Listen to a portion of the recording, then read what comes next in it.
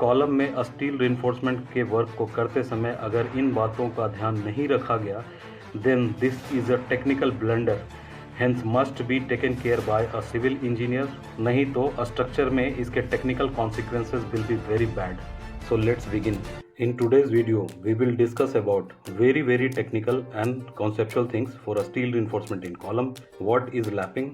What is lap length? Why it is required? When lapping or welding is preferred for a steel reinforcement in column? And most importantly, few such points जो एक column के reinforcement work को करते समय ध्यान रखा जाना चाहिए. सबसे पहले लैपिंग होता क्या है? It is a process of overlapping the reinforcement bars side by side so as to obtain the desired design length. तो एक कॉलम के लिए जो स्टील रिइंफोर्समेंट की डिज़ायर्ड लेंथ को अचीव करने के लिए स्टील बार को साइड बाय साइड लैप किया जाता है. Second question, why it is required? तो एक प्रैक्टिकल चीज़ को समझिए कि स्टील बार्स का जो प्रोडक्शन किया जाता है फैक्ट्रीज़ में, उसकी मैक्सिमम लेंथ कितनी होती है? 12 मीटर. फॉर एग्जांपल, एक हाई राइज बिल्डिंग का कंस्ट्रक्शन हो रहा है G+20. ऐसे सिचुएशन में बिल्डिंग की height will be more than 60 metre. Column के ऊपर सुपर स्ट्रक्चर से आने वाले लोड की वजह से बेंडिंग मोमेंट जनरेट होगा और इस बेंडिंग मोमेंट के ही करस्पॉन्डिंग कॉलम के लॉन्गिट्यूडनल रिइंफोर्समेंट को डिज़ाइन किया जाता है. Therefore to meet the requirement of desired design length of the main bar, we provide the lapping.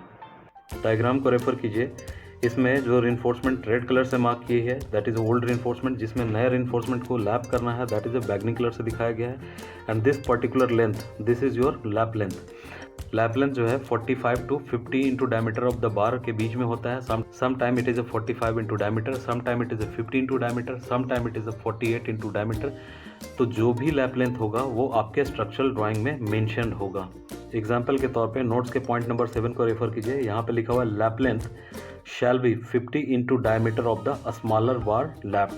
यदि एक कॉलम की क्रॉस सेक्शन में दो तरह के स्टील रिइंफोर्समेंट हैं, 20 डाया और 16 डाया की, तो वैसे सिचुएशन में लैप लेंथ कितनी हो जाएगी? 50 मल्टीप्लाइड बाय 16. नेक्स्ट क्वेश्चन, एक कॉलम में स्टील रिइंफोर्समेंट वर्क के समय लैपिंग को प्रीफर करना है और वेल्डिंग को प्रीफर करना है, ये कैसे डिसाइड होता है? इस बात को समझने से पहले एक चीज़ जानिए कि कॉलम की स्टील रिइंफोर्समेंट में लैपिंग करने के दो मेथड हैं. First overlapping, second welding. Overlapping कब प्रीफर की जाती है? जब स्टील बार्स की डायमीटर लेस देन 36 mm हो.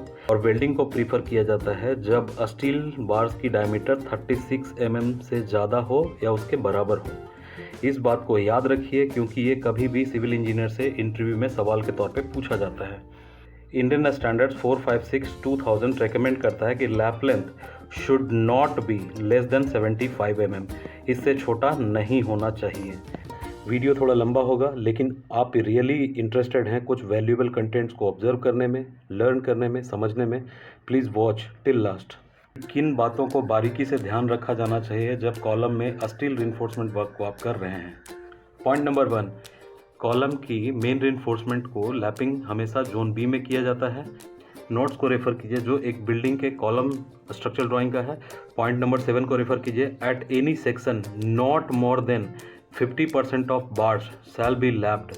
मतलब जब आप लैपिंग जोन में मेन बार्स को लैपिंग कर रहे होंगे, it should always be done in staggered manner.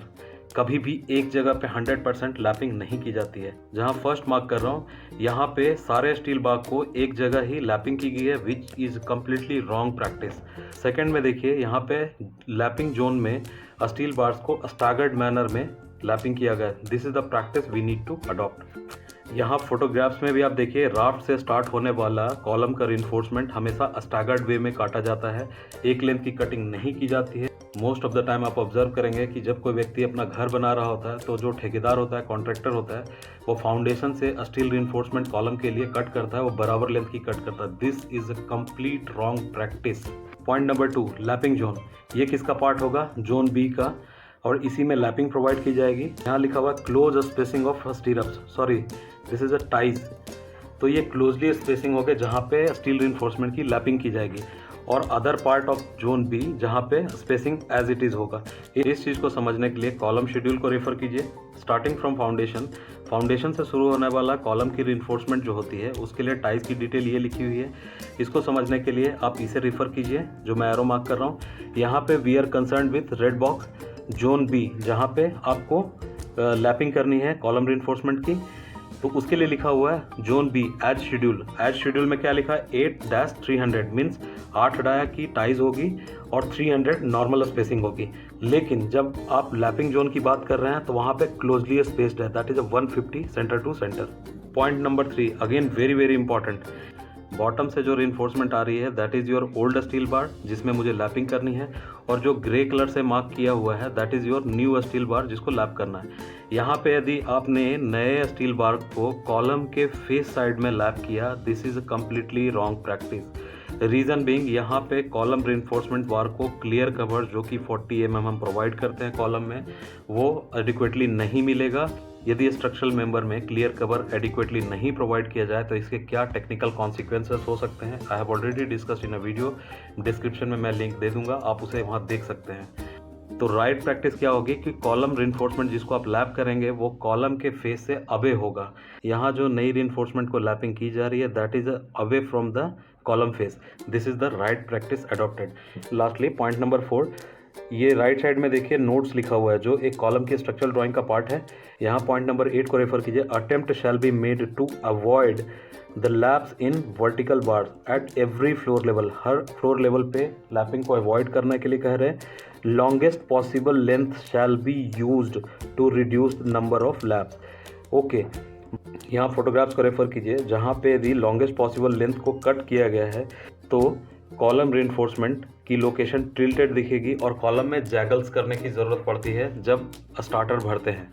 तो ऐसे सिचुएशन में कॉलम की रिइंफोर्समेंट अपनी जगह से डिसलोकेट हो जाती है आफ्टर कंक्रीट वर्क। तो इसका सॉल्यूशन क्या है? स्ट्रक्चरल कंसल्टेंट जनरली ये प्रैक्टिस को अडॉप्ट करने के लिए कहते हैं, बट साइड पे ये प्रैक्टिकल प्रॉब्लम होती है जिसकी वजह से we should refer again point number 7, not more than 50% of the steel bar should be lapped at one place. So friends, this is all I had to discuss in this video. उम्मीद करता हूँ इस video से आपने कुछ valuable contents को observe किया होगा, लर्न किया होगा। So please like, share and subscribe this channel and share with others.